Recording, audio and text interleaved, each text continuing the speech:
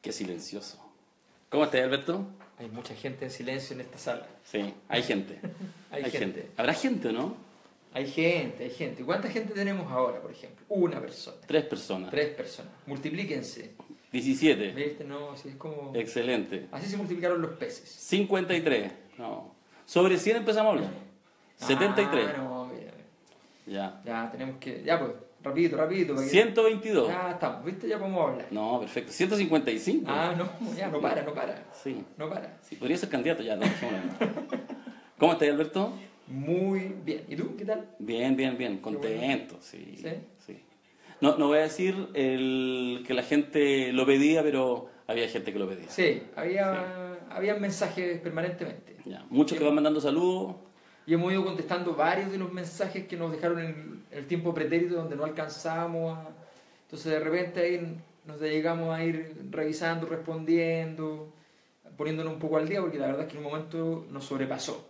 Ya. Fue una locura. No éramos un equipo tan grande, entonces y teníamos muchas cosas que hacer, en muchas regiones. Sí. Oye, decir a la gente que nos está viendo que bueno, lo está viendo en vivo, efectivamente estamos desde la comuna de Peñalolén en este rato, en la casa estudio. Esta es como la casa estudio. Sí, así es. Ya. Hay 250 personas conectadas y también lo van a poder ver en un ratito más en el propio Facebook y también como un enlace YouTube que vamos a, apenas termine este programa, subirlo a YouTube. Y durante todo agosto, siempre, cuéntanos. en todos los días martes. Todos los martes de agosto. Así es. 1, 8, 15, 22 y 29. Así es. Pero el martes 15 es feriado. Igual, po. ¿En serio? Igual. ¿Trabaja hasta los feriados? Pero si es que cayó martes, po. Sí. Dicen que Mayor no duerme, parece que es cierto. No, ahora estoy durmiendo un poquito más. Ya, no me puedo reír de ese Quedé agotado de no dormir, así que no... Sí. ¿Cómo has estado? Bien. Volví a mi trabajo, trabajando en la universidad. En la USACH. Así es, trabajando con la gente del centro de investigación donde trabajo, revisando cosas, preparando materiales, todas esas cosas que uno hace normalmente en la vida laboral. Bueno, volví rápidamente el día siguiente, de hecho, de la elección. O sea, el día 3 de julio estaba allí. Bueno, la parte buena es que ahora ya no hay periodistas que te estén preguntando, no sé, pues sobre Bolivia o sobre Venezuela, ¿no? No, fíjate, en general no hay tanto periodista. Muchos periodistas contactan todos los días, pero me gusta igual decir algo de Venezuela. Fíjate. ¿Cómo? ¿En serio? Pero claro. ¿Te pregunto? Pregúntame cosas. ¿Qué te parece lo que ha pasado en Venezuela? Mira, yo creo que hay una... O sea, la pregunta que uno tiene, la legítima pregunta es ¿cuál es el diseño? Porque aquí hay un diseño. O sea, el otro día estábamos viendo con Claudia, mi esposa, estábamos viendo CNN en español, no CNN de Chile, y estaban dando una entrevista al segundo hombre del Departamento de Estado. ¿De? Estados Unidos. Ah, ya. ¿Ya? Cuando dice Departamento de Estado, se subentiende que es Estados Unidos. Estados Unidos. No podría ser el Departamento de Estado de Panamá. No. Y el segundo hombre, que era un perfecto español y con mucha lucidez e inteligencia, explicaba que bueno, que estaban en un proceso de sanciones a Venezuela, donde iban a condenar, a juzgar a 14 personas claramente, declaraba él antes del juicio, involucradas en casos de gravísima corrupción, donde declaraba esto que iba a ocurrir de las cuentas y qué sé yo, y donde se iba a incrementar probablemente las sanciones en los próximos días. ¿Y de qué depende? Le dice la periodista. Bueno, le dice, depende de una decisión. ¿Y de la decisión de quién? Le dice la periodista. Y él dice, bueno, es muy simple, naturalmente es una decisión del presidente, de Donald Trump. Ya, perfecto. El rey de los demócratas. Entonces, si tú te fijas, es como esta ostentación, a mí, la obscenidad de no esconder la dinámica de lo que está preparándose, que es un golpe. Lo que está fraguándose es que una gran duda es si acaso han logrado partir la milicia, porque no va a haber una invasión, porque eso no es un golpe. Se han logrado partir la milicia, cuánto han logrado, si es que la lograron partir, cuánto, o sea, la diferencia, ese cuánto marca la diferencia entre una guerra civil o no. O sea, aquí está en juego un tema geopolítico tan importante que, bueno, hoy día me llegaba un link de una noticia bien hecha, una noticia interesante, donde se explicaba que es una hipótesis, supongo, asumo que simplemente estaba explicado allí, pero decían, por ejemplo, que había un masivo retiro de miembros del ejército norteamericano desde Siria. Entonces, la tesis que sostenía el artículo es que había llegado a acuerdo con Rusia y Rusia dejaba sin apoyo a Venezuela y Estados Unidos se retiraba de Siria. Entonces estamos en un momento donde se está jugando ese ajedrez y desgraciadamente, bueno, Latinoamérica siempre está en este ajedrez con preferencia por el lado norteamericano y vamos a ver lo que pasa en los próximos días, pero todo parece indicar, no hay mucha duda de que hay un avance hacia la posibilidad de un golpe. No sabemos si va a ser un golpe blanco al estilo Brasil, que van a hacer una cuestión jurídica, no sabemos si va a ser por otro lado. Habrá que ver, hoy día es más duro en términos internacionales hacer algo con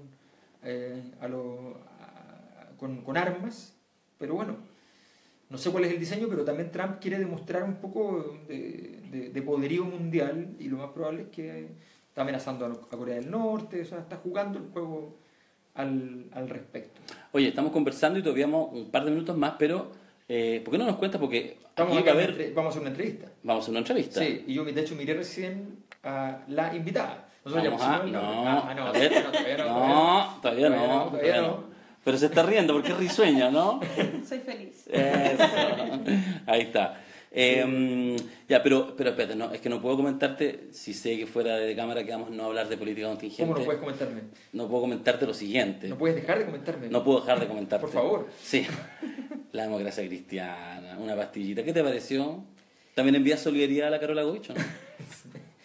No, yo creo que o sea, mira, cuando vi esta semana todo lo que está pasando, que me parece bien impresionante como desmoronamiento de toda la estructura democrática cristiana, es raro que a Guterres Martínez con un plan, el plan de la Carolina Goich, un plan del Gute, se le desmorone tanto porque significa que se equivocó en el diseño y en esas cosas.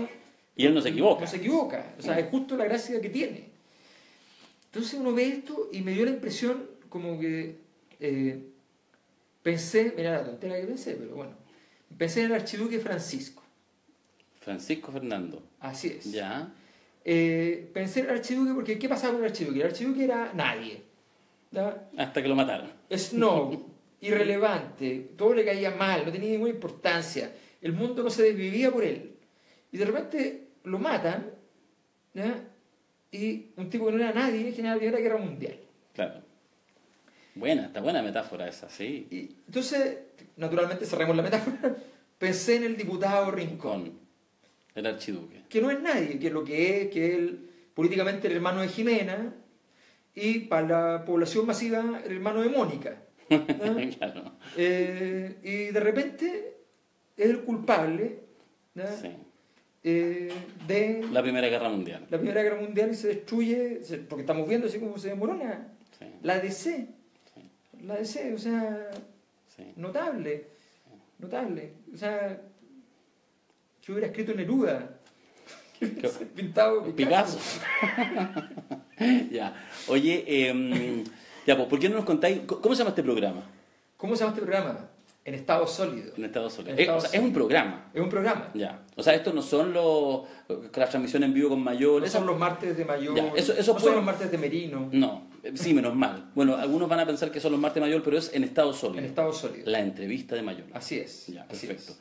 Ya, oye, última pregunta hasta que vamos con la invitada. ¿Viste ahí lo de Alto Maipo? Se están declarando en default técnico, es decir, que está en falla el proyecto. Se supone que aquí un mes más se confirma lo que ya más o menos es evidente, que se cae el proyecto, donde seguramente todas las movilizaciones realizadas, la presión ciudadana ha sido importante, pese a que las razones son de tipo económico.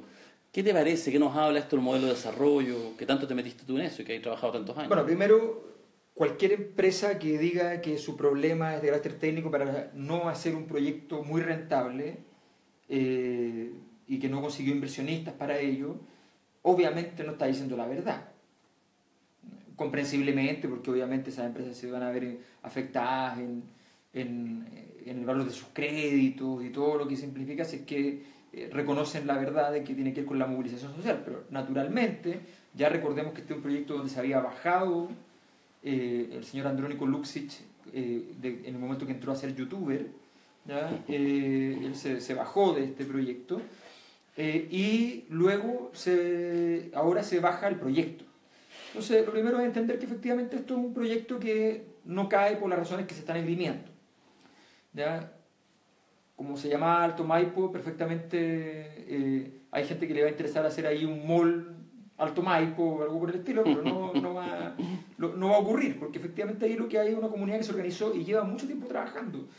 Habían mandado documentación de que ellos han preparado muy relevante, demostrando que iban a haber una serie de problemas ambientales y que ya estaban ocurriendo, y que esos problemas ambientales van a terminar efectivamente generando una situación inmanejable para las autoridades, para la compañía, en fin, y obviamente para las comunidades que están alrededor. Por lo tanto, esto era insostenible en el tiempo y yo creo que las evaluaciones fueron revelándolo con toda claridad. No me extrañaría que el mismo Luksic se haya retirado viendo que efectivamente están acostumbrados a hacer proyectos que tienen pasivos ambientales. ¿No? El problema no es ese.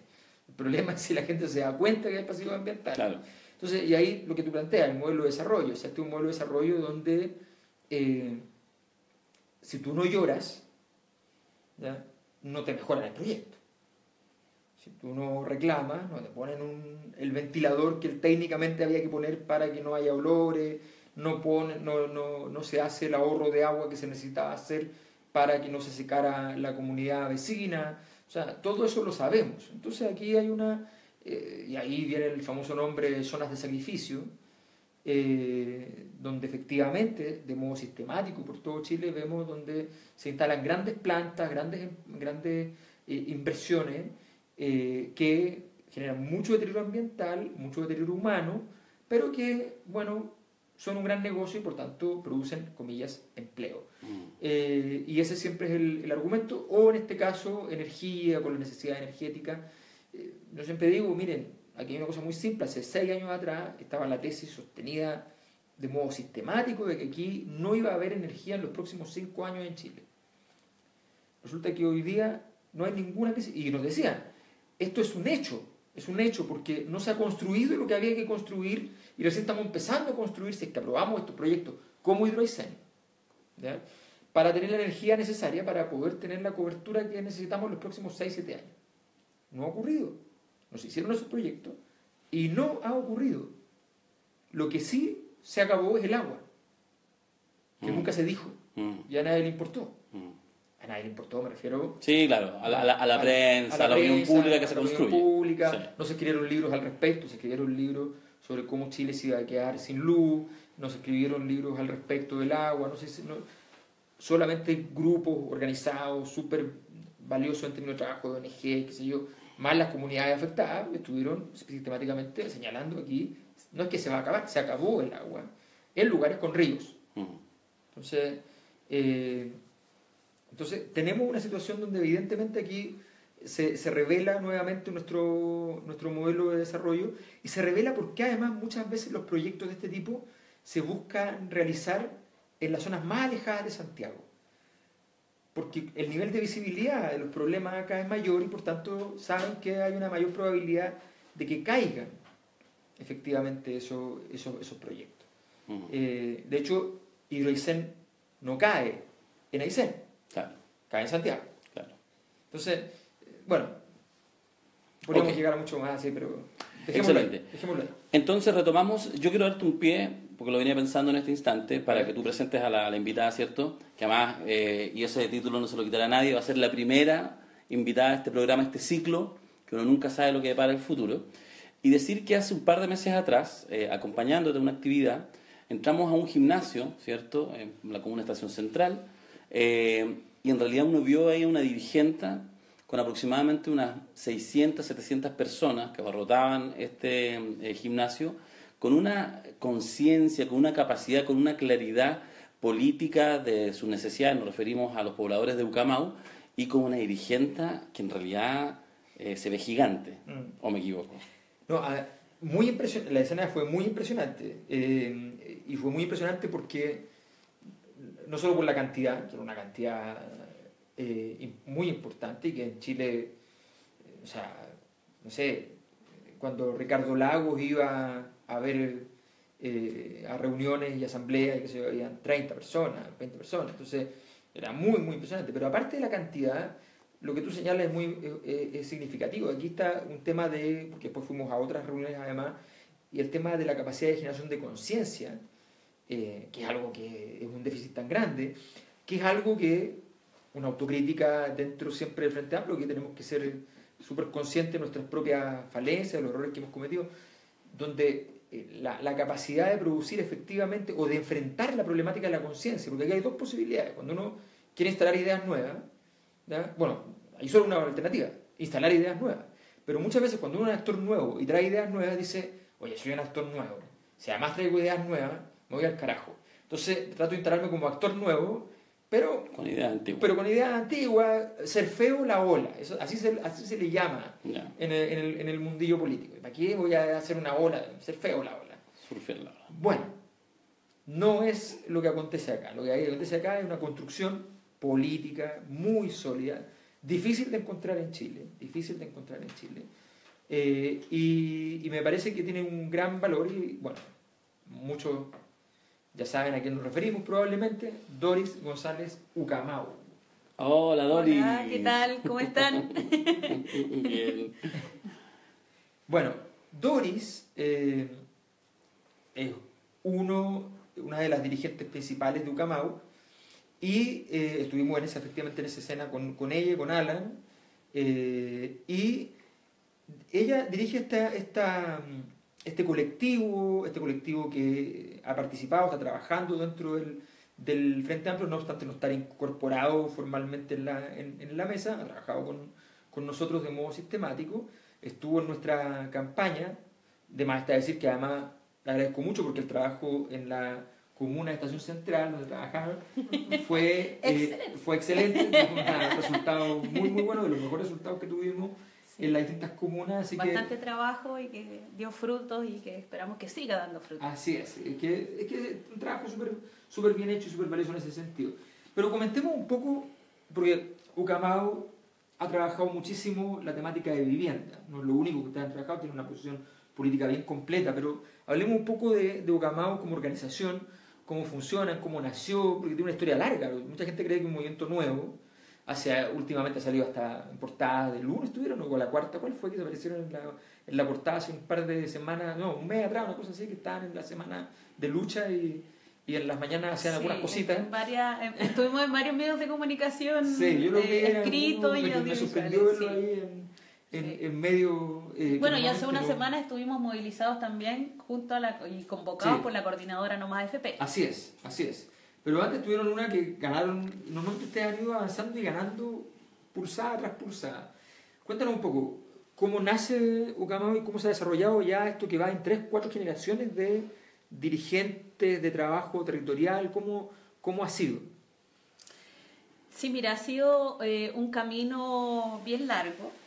El Ucamau como tal nace en el año 87, cuando los jóvenes de aquella época, digamos que luchaban contra la dictadura y que se organizaban, particularmente en la población Santiago, en Estación Central, llevan a cabo la constitución de Ucamau ATC, Asociación de Talleres Culturales, que parte, y eran artesanos que hacían talleres con la comunidad, y se inaugura, digamos, nuestra trinchera y nuestro espacio, que es la Casa Ucamau.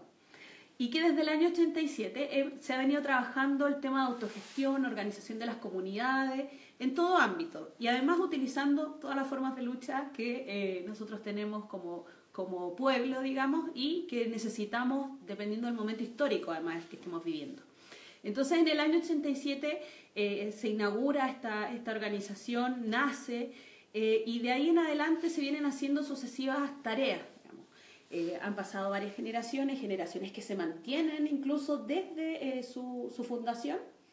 Ahí en el Ucamau se ha hecho de todo, talleres de mujeres, talleres de carpintería, orfebrería, bordado en cinta. De hecho, tuvimos una fábrica de zapatos que eran zapatos libres de explotación. ¿En serio? Se fabricaban en la misma casa. Muy bueno. ¿Y los vendían con esos rótulos? Por supuesto. Poniendo en Teníamos valor a trabajadores principalmente del área de la construcción.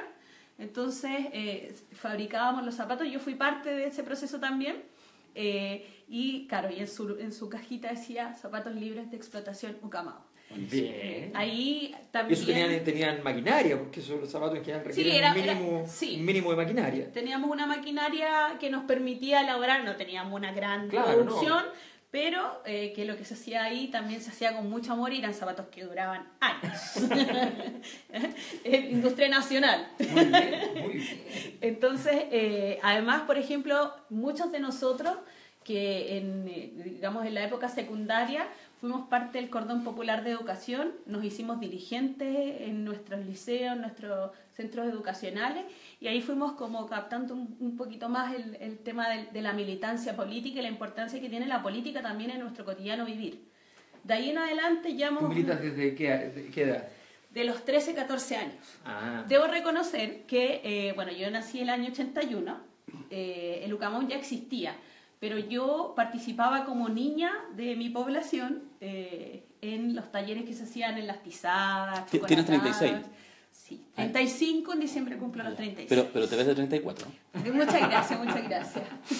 Me subiste el ánimo. Entonces, y hemos vivido todo este proceso. Durante los 90 se realizó mucho esto de la resistencia cultural, pero lamentablemente nos fuimos quedando un poco solos con esto de la transición. No te creo que la izquierda se quedó sola en los 90, no te lo puedo creer.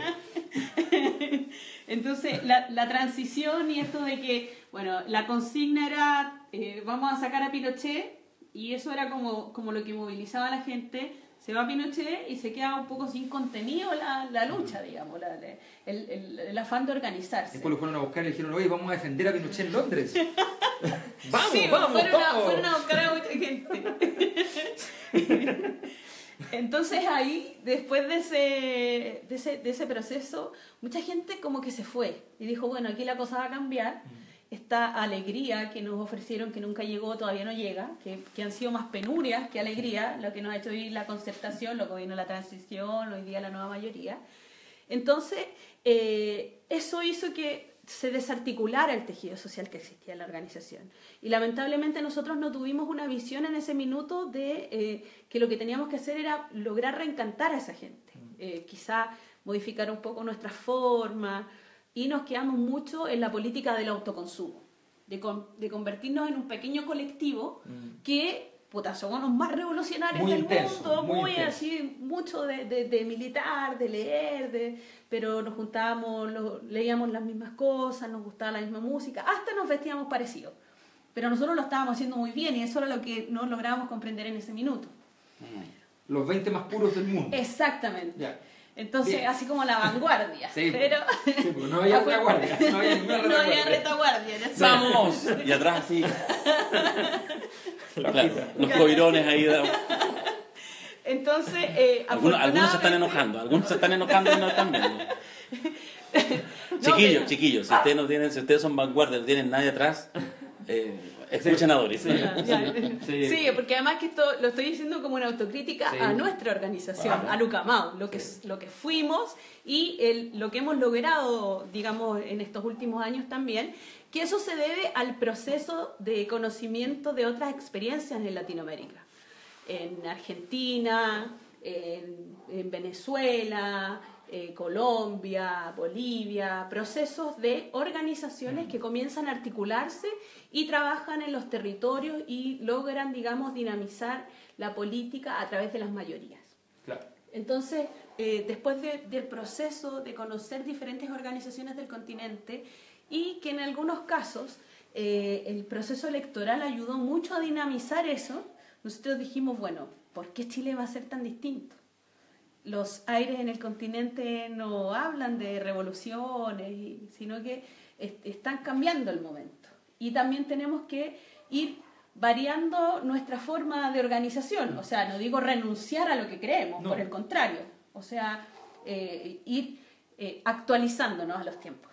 Pero probar el repertorio nuevo que efectivamente permita, o el mismo repertorio muchas veces también, pero que efectivamente permita ir avanzando. Ahora ustedes tienen en algún momento un encuentro además muy importante con Castillo Velasco y que los ayudan en la configuración de proyectos arquitectónicos que permiten además, no solo, digámoslo, proyectos arquitectónicos, sino que también con el apellido de Castillo Velasco, con la relevancia histórica que ha tenido, también les permite llegar a una conversación distinta con las autoridades, o sea, facilita la posibilidad de que esto se vea de otra manera. Eso ha permitido entonces la configuración de planificaciones, de proyectos propiamente tales, con lo cual tú llegas a las autoridades y llegas en otras condiciones. No llegas así como, oiga, necesitamos una solución, sino que llegamos, aquí tenemos una solución.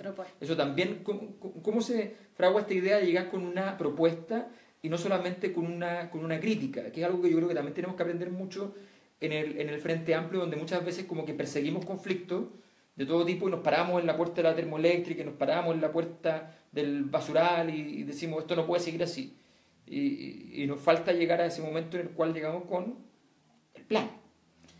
Sí, mira, nosotros, bueno, después de lo que te comentaba, esto de conocer otras experiencias, nosotros dijimos, bueno, lo que hay que hacer es que cautivar a nuestra gente, que la organización sea una herramienta que sirva además a la comunidad. ¿Y cómo enganchamos eso? No invitándolos simplemente al acto cultural en la plaza, que son participativos, que la gente asiste.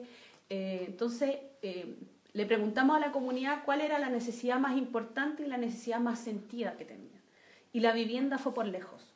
O sea, el vivir de allegado en condiciones precarias de hacinamiento, y que aquellos, no sé, principalmente las mujeres, que te digan, no estoy dispuesto a que mis hijos pasen por lo que yo pasé, no quiero que ellos vivan lo que yo viví. El vivir de allegado es una condición, o sea, que aquel que no la ha vivido no la logra comprender. Solo podemos empatizarla. Sí. O sea, en mi caso yo viví toda mi infancia de allegada. No es la incomodidad, es la vulneración de tu propia capacidad de tomar decisiones, una sensación de menoscabo, sí, o sea, es una cosa mucho más potente que el mero hecho de que muchas veces hay mucha gente, que efectivamente es incómodo, no, pero hay una cuestión que tiene que ver con la experiencia espiritual, si se quiere, de estar en una situación donde tú sabes que no es tu espacio.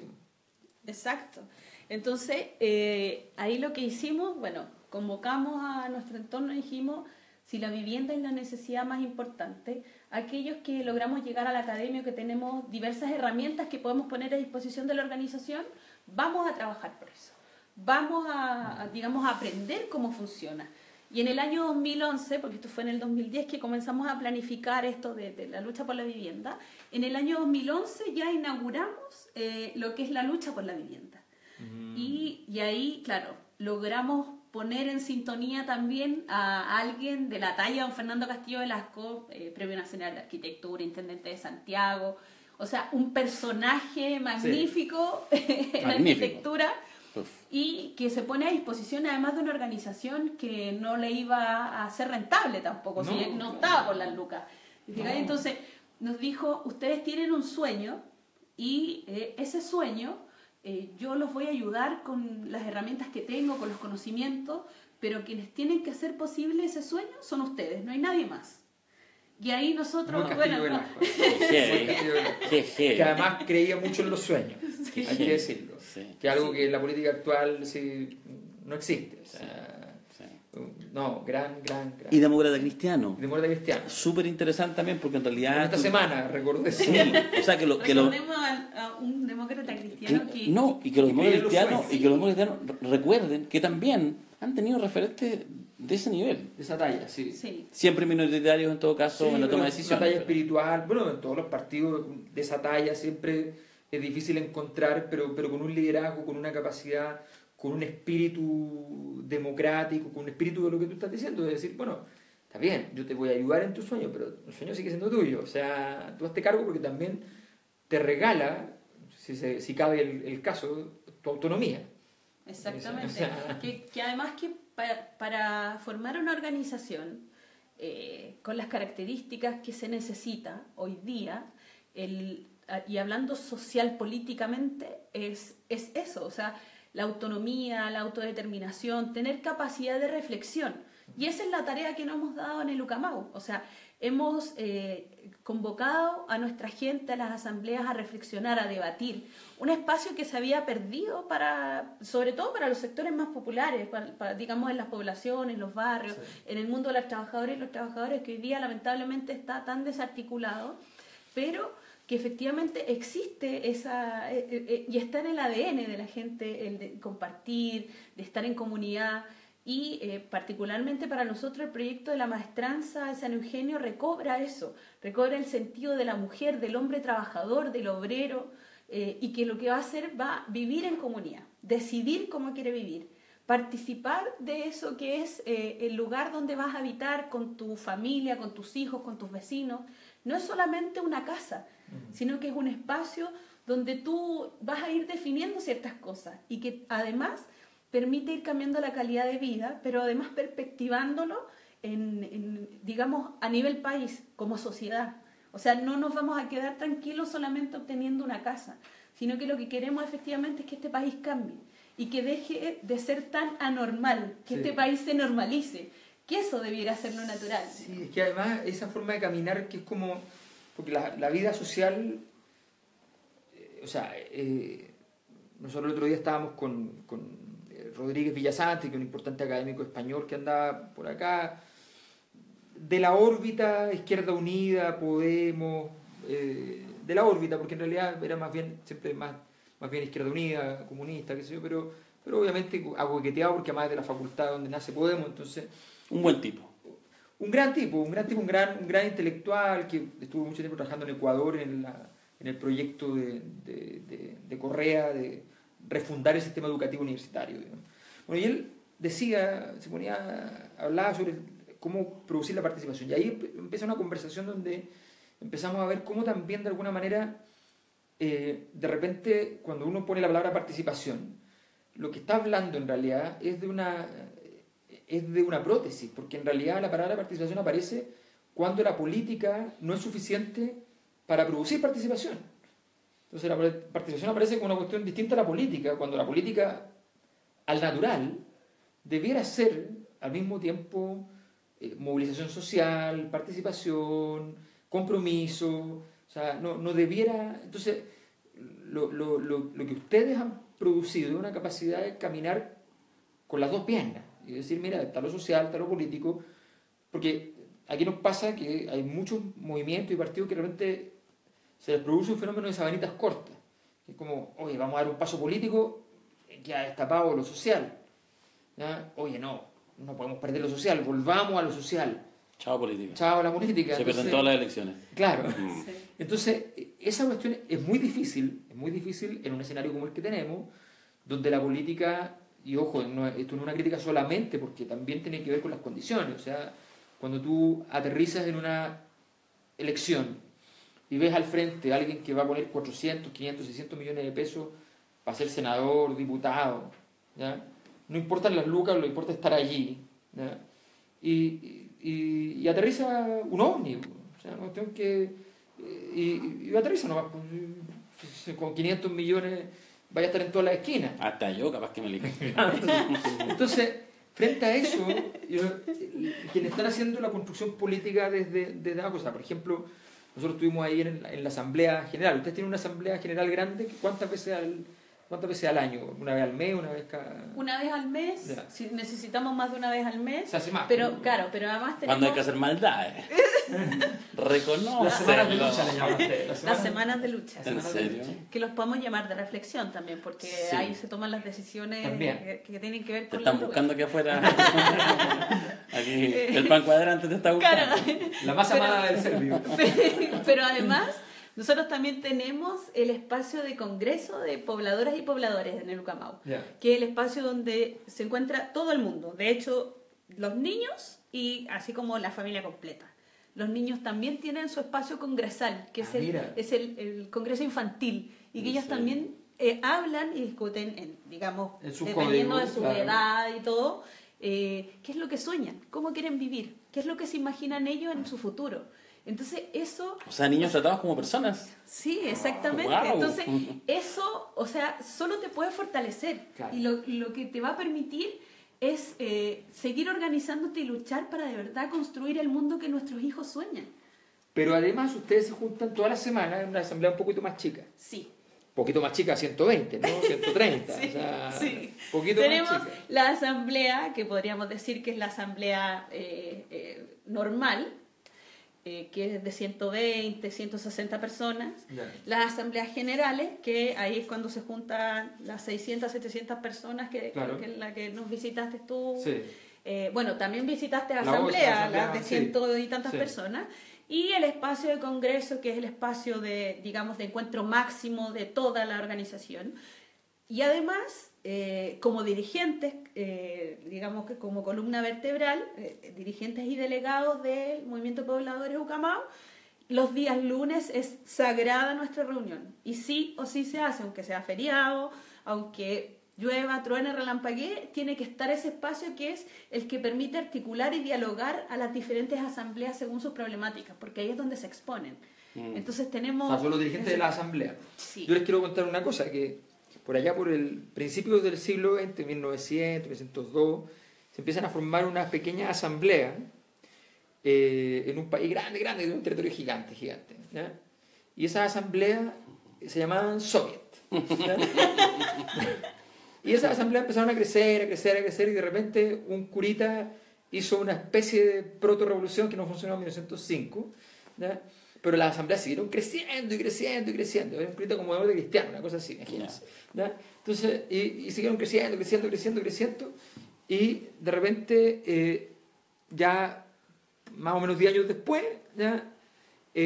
Esas asambleas tienen tanto poder, relevancia, que logran producir una rebelión popular que redunda en la aparición de la famosa revolución bolchevique. Pero les quiero contar una cosa. La asamblea era tan importante que los bolcheviques al principio eran mirados así con recelo, igual decían, pucha, esta cuestión complicada. ¿Cómo? Claro. Pero resulta que dijeron, estamos fregados, ¿no? Esta cuestión es demasiado poderosa. Entonces dijeron, esta cuestión se llama República Socialista Soviética, ¿ya?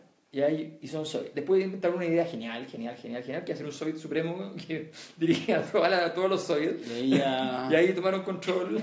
Y ahí ya la cosa empezó a normalizarse para desgracia del futuro de la humanidad. Así que, pero para decir simplemente cómo las asambleas a veces pueden generar, las territoriales, qué sé yo, pueden generar algo tan interesante como lo que estaba escribiendo. Yo no quiero decir que Ucamau tenga... No dije nada. No. Para nosotros, bueno, la creación de poder popular en esos espacios es fundamental. ¿Te parecía la Rosa Luxemburgo? Gracias. Me tincó, tenía carita consejera. Claro, así como que me emocioné. ¿Cómo le vamos a poner una plaza a Rosa Luxemburgo? Le vamos a poner una plaza a Rosa Luxemburgo. Pues lo vamos a conversar. No. Sí, pero sabéis que para nosotros ha sido un proceso tremendamente rico el trabajar en la asamblea y comenzar a debatir y discutir los diferentes puntos de vista que tenemos, tanto en ideologías de todo índole, porque además que el movimiento social es así, y eso también le da la fortaleza a nuestra organización. Sí. O sea, por ejemplo, para nosotros la disputa electoral no tendría ningún sentido si no existe esta capacidad de sustentarla. O sea, como decíamos delante, está como un referente, o sea... A ver, ya, ok. Tenemos una necesidad que es de cambiar y de normalizar este país. Sí. Quedándonos solamente en espacios de articulación territorial, mirando cómo se está moviendo la política hoy día, no sería muy posible, porque lo que vamos a hacer es dejarle los espacios a aquellos que lo han hecho mal durante mucho tiempo. Y que ellos sigan poniendo más cerrojo a la institucionalidad para que nosotros no podamos participar. Porque se habla mucho de participación ciudadana y que la gente participe, pero lamentablemente la participación en este país hoy día, para el Estado, para los gobiernos, significa la asistencia a una reunión. No es más que eso. O sea, procesos vinculantes no existen. Y es ojalá a que eso... dejen el correo electrónico para tener una base de datos. Claro, para que después te manden claro. Propaganda, lo que sea, digamos. Claro. Pero en este caso, para nosotros es fundamental el tema del trabajo territorial desde las bases sustentado a través también de los espacios institucionales, porque como Ucamau nosotros definimos que tenemos que disputar todos los espacios, porque además que la fortaleza ideológica no se mide solamente estando con los que están de acuerdo con nosotros, porque sería muy fácil también tener un feudo donde nosotros mandamos, nosotros decimos y hacemos. Entonces también disputar en lo otro. Y claro, y ahí efectivamente no estamos de acuerdo con toda la gente o no nos hemos puesto de acuerdo con todas las organizaciones que sí trabajamos cotidianamente en el tema electoral. Pero lo que nos preocupa es que, por ejemplo, participando de una instancia como el Frente Amplio, aún no nos contesten si podemos estar dentro o no, digamos. Entonces, esperemos que contesten, por lo menos que contesten y no sigan ignorando todo el trabajo que ha desplegado durante este tiempo Ucamau, sí. Porque también es importante, o sea, no porque tengamos apellidos vinosos o porque no estemos en la alta política. González, dices tú. González Lemonado, además. Sí. Entonces también un poco eso refleja que todavía no hay la maduración suficiente en política, pero queremos estar ahí. ¿Por qué? Porque además que vemos una proyección importante para lo que significa el Frente Amplio como una alternativa real. O sea, el ciclo de movilizaciones que se abre el próximo año es importante y en ese sentido el Frente Amplio tiene que estar ahí presente. Sí. Y en esto también quiero ser un poco crítica respecto de cómo se han manejado también muchos partidos políticos para que no vuelva a pasar lo mismo, que las organizaciones y los movimientos sociales no son instituciones parapartidarias. A las organizaciones sociales hay que respetarlas tal cual son, que tengan su autonomía y efectivamente logren dialogar con los conglomerados políticos, con las articulaciones. O sea, porque si no se sigue transformando en lo mismo. Captamos un personaje, captamos un dirigente y ese dirigente como que lo alejamos de las decisiones efectivamente de lo social. Entonces se vuelve a disociar lo social de lo político y por el contrario, tienen que estar juntos, pero también respetar las autonomías que se tienen desde los movimientos sociales hoy día. Claro, el representante pasa a ser una especie de como, simplemente pasa a simbolizar a otras personas que antes estuvieron encarnadas, realmente vinculadas, incorporadas en un trabajo conjunto. Y de repente, voy a poner un nombre, a propósito de lo que ha pasado con la de sexo, Iván Fuente, ¿ya? Que estaba incorporado con sus grupos de referencia en la 11ª región, de repente aparece simplemente como el vocero de un sentir, pero sin vinculación, cuando era un dirigente social, cuando era un líder social. Entonces, efectivamente, ese ha sido el procedimiento con el cual se ha operado normalmente, que es más cómodo, es más fácil, es más inocuo, tiene menos costos para las estructuras políticas porque efectivamente está desactivado. Además que esa misma persona que tenía un recurso, tenía un capital, también queda sin recurso porque finalmente todos saben que un día cualquiera pueden, incluso los que lo llevaron arriba, denunciar que abajo ya no tiene nada.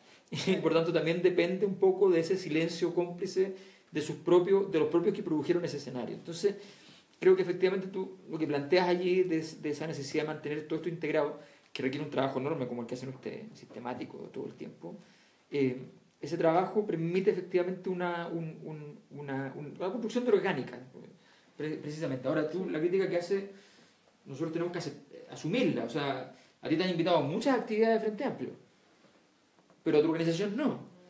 Entonces cuando uno ve eso, dice, bueno, a ver, pero ¿de qué estamos hablando? O sea, tenemos que ser muchísimo, cuando hablamos de generosidad Frente Amplista, que ha existido y la tenemos, y qué sé yo, bueno, hablemos también de mínimos criterios normales. Si Doris González es súper importante para el Frente Amplio, es porque también Ucamau es súper importante para el Frente Amplio. O sea, Doris González, como tal, no podría existir como dirigente si el Ucamau no existe. Exacto. Y lo que me toca a mí como dirigente también, de mi organización, en este caso del Movimiento Pobladores Ucamau, es mandar obedeciendo. O sea, lo que mi organización ha construido de mí es lo que soy ahora. Entonces, el responsable de este... Que claro, me toca encarnarlo a mí y me veo solo yo, pero hay un trabajo de muchas personas, hay un trabajo constante y cotidiano, incansable, y que eso es el Ucamau. Sí, pues. Oye, les tengo una mala noticia. ¿Qué pasó? ¿Qué pasó? Nos quedan como 2 o 3 minutos porque se nos va a acabar el wifi. Es por el horario. ¡Qué faltan... pobre! ¡Qué Sí. pobre! ¡Qué ¡Qué pobre!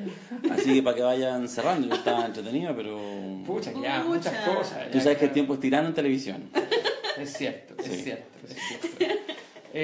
Oye, qué potente. La gente en todo caso nos escribe acá, después muchos de ustedes lo van a ver en YouTube, lo van a ver completo bien, pero la gente nos escribe mucha energía, mucha buena onda para ti, Dori, Ya. así tremendo. Varios dicen, oh, y ojalá vaya candidata a algún Digámoslo. lado para votar por ella. Pero por supuesto. No lo digamos, por que lo averigüen supuesto. solo. Digámoslo. Lo vamos a decir. Digámoslo, no. Pero Dori es candidata. ¿En Sí, serio? pues. ¿En serio? Yo soy candidata Ya. del distrito 8, acá en Santiago, en la región metropolitana. Así que la gente de Quilicura, Pudahuel, Lampa, Colina, Tiltil, Cerrillo, Estación Central y Maipú, aquí hay una candidata que viene desde los movimientos sociales, del trabajo territorial, y que lo que queremos es cambiar la forma de hacer política, no seguir con lo mismo de siempre. Y bueno, y que por eso también fuimos parte de la candidatura de Alberto, fuimos parte importante ¿Fuiste de la candidato? Yo precandidatura. no recuerdo nada. No recuerdo nada. Sí, yo no Tiene sabía. Alzheimer. Bueno, Ya, sí. bueno. Oye, pero ¿no había un distrito más grande? Es chiquitito ese. Oye, el distrito que te es que mandaste. como nos gustan los desafíos, Re- entonces por eso estamos ahí y lo vamos a lograr. ¿Estamos Reactiven la fábrica de zapatos porque la van a necesitar. Sí, vamos a Sí. Por lo Ah, menos, por así lo menos como una buena zapato suela. mormón. Zapato mormón. Una suela gigante. Ya nos vamos. Te agradecemos muchísimo, Dori. Has No, inaugurado gracias la a ti. temporada. Este agosto, este programa no sabemos si pasará agosto. Esa es la verdad. Sí, pasamos a agosto. Pero Pasamos a nosotros agosto. podemos pasar, pero el programa no sabemos. Eso va a depender de muchos factores. Les agradecemos mucho entonces habernos acompañado. Vamos a seguir con estas conversaciones, vamos a ir anunciando Semana a semana. semana a semana, en cada momento, quién será la persona que nos acompañe entonces en este estado sólido. Y se llama estado sólido por una razón muy simple. Porque creemos que en esta sociedad donde todo de repente parece líquido, necesitamos ponerle un poquito, una gran roca, una gran solidez, una gran construcción que nos permita decir, ¿saben qué? Aquí hay algo completamente claro y transparente que nos permita seguir construyendo. Y por eso hemos invitado a Dori en el primer programa, porque ahí hay un trabajo que es sólido. Le Estamos agradecemos. sólidos. Así que, bueno, muchas gracias, Gracias, Alberto. Dori. Gracias. Agradecido de todas las buenas vibras y, bueno, y éxito en todos los proyectos que vengan. Muchas gracias, Luis. Ya, pues Nos entonces vemos nos encontramos el martes próximo, que diga 8. 8. ¿A qué hora? Martes 8 de agosto a las 9 de la noche. Perfecto. Agéndenlo. Chau. Así es. Adiós. Ya, no se olviden. Chau, chau. Chau, chau. Nos vemos. Sí, este es el estudio, la casa estudio. Pueden aplaudir incluso, ¿ah? Lo siento. Ahí hay gente.